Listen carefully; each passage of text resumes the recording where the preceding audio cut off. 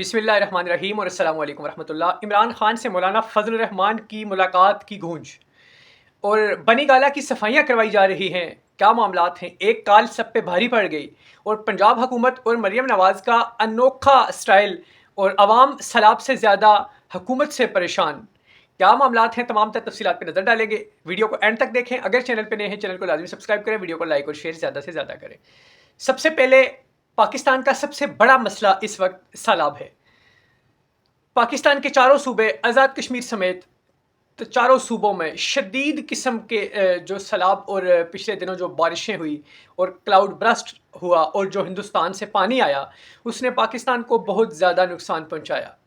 اب اس نقصان کا یا اس سیلاب کا خدشہ اور اندیشہ پہلے سے موجود تھا، لیکن حکومت نے کوئی پہلے سے پلاننگ نہیں کر رکھی تھی۔ عوام کو بچانا چونکہ ان کی ترجیحات میں شامل نہیں تھا، اس لیے سب سے زیادہ نقصان ہوا پنجاب میں۔ اور پنجاب حکومت جو تھی اور سی ایم پنجاب مریم نواز صاحبہ اس وقت جاپان کے دورے پہ تھی اور وہاں پہ انجوائے کر رہے تھے، وہ لوگ اپنے پورے ٹبر کے ساتھ گئے ہوئے تھے اور پیچھے عوام جس مشکلات سے دوچار تھی ان کا کوئی پرسان حال نہیں تھا۔ اور انوکھا اور عجیب و غریب معاملہ جو سامنے آیا کل، سوشل میڈیا پہ وہ ویڈیوز بہت وائرل ہو رہی ہیں اس ٹائم۔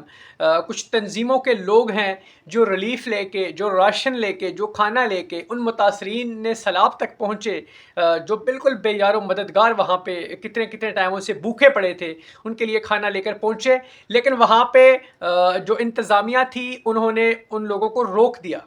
جی ہاں، آپ بالکل درست سن رہے ہیں، انہیں ریلیف دینے سے روکا۔ اور روکنے پر جب وجہ معلوم کی گئی تو پتہ چلا یہ ایک شخص کی ویڈیو ہے، اس نے کلمہ پڑھ کر اس نے یہ بات کی ہے کہ میں حقیقت بتا رہا ہوں، ہمیں اس لیے روکا گیا اور بتایا گیا پیچھے سے حکم ہے کہ جو بھی ریلیف کا تھیلا، جو بھی راشن کا تھیلا، جو بھی لنچ باکس آپ دیں گے انہیں، اس کے اوپر مریم نواز صاحبہ کی تصویر ہونا لازم ہے۔ جی ہاں، اگر اس پہ تصویر نہیں ہوگی تو آپ نہیں دے سکتے۔ ہمیں واپس کر دیا گیا وہاں سے، اور پھر کچھ وہاں پہ تصویریں ان کے پاس تھی جو چسپاں کرنی تھی، جو کچھ لوگوں نے پھر وہ تصویریں چسپاں کر کے لوگوں تک وہ راشن پہنچایا، اور کچھ لوگ وہاں سے واپس چلے گئے جو کہ اس چیز کو جنہوں نے فالو نہیں کیا اور نہیں مانا۔ یعنی خدا کا عذاب نہ آئے تو کیا ہو، جب حکمران اس لیول پہ جا کے اتنی ڈٹھائی پہ اتر آئے تو ہم مطلب کیا ایکسپیکٹ کریں ان سے اور کیا توقع کریں اور کیا امید کریں ان سے، جب مینڈیٹ، عوامی مینڈیٹ سے حکومتیں نہیں آتی تو پھر اسی طرح کے معاملات دیکھنے کو ملتے ہیں۔ دوسری بڑی خبر، بنی گالہ کی صفائیاں شروع ہو گئی ہیں۔ اب عمران خان صاحب کا، جیسے کہ آپ سب کو معلوم ہے کہ آخری کیس موجود ہے عدالت میں 190 ملین پاؤنڈز والا، القادر ٹرسٹ جو ہے وہ آخری کیس ان کا لگا ہوا ہے، اور اس میں بھی اس کی سماعت بھی 2 سے 4 دن میں، ہوپ فل کہ اگر کوئی نیا ایشو نہیں ہوتا، پروسیکیوٹر بیمار نہیں ہو جاتا اور جج صاحب اگر تمام تر کاغذات کو پڑھ لیتے ہیں تو پھر وہ بھی اس کا فیصلہ بھی ممکنہ طور پہ آ جائے گا۔ اور 190 ملین پاؤنڈ میں تو ان کی ضمانت کوئی اتنا بڑا مسئلہ نہیں ہے، کیونکہ وہ اوپن اینڈ شٹ کیس ہے، بالکل اس میں کچھ بھی رہ نہیں گیا ماں سوائے ایک ضد لگانے کے، اور اس میں کچھ بھی نہیں پڑا۔ تو ایسا کہا جا رہا ہے، جو سیاسی اور پنڈت ہیں، جو بڑے تجزیہ نگار ہیں، جو دور اندیش ہیں، وہ یہ بتا رہے ہیں کہ یہ سپٹمبر کے مہینے میں عمران خان صاحب کو رہا کر دیا جائے گا۔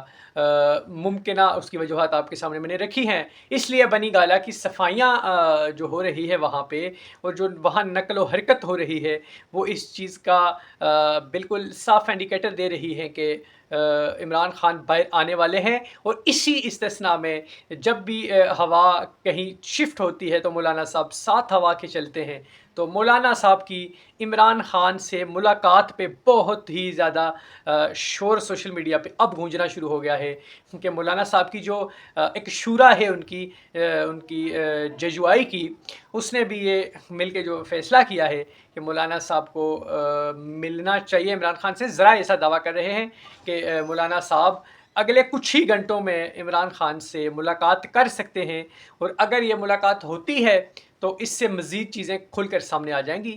تب تک کے لیے اجازت دیجیے، اپنا اور اپنے چینل کا بہت سارا خیال رکھیے گا۔ السلام علیکم ورحمۃ اللہ۔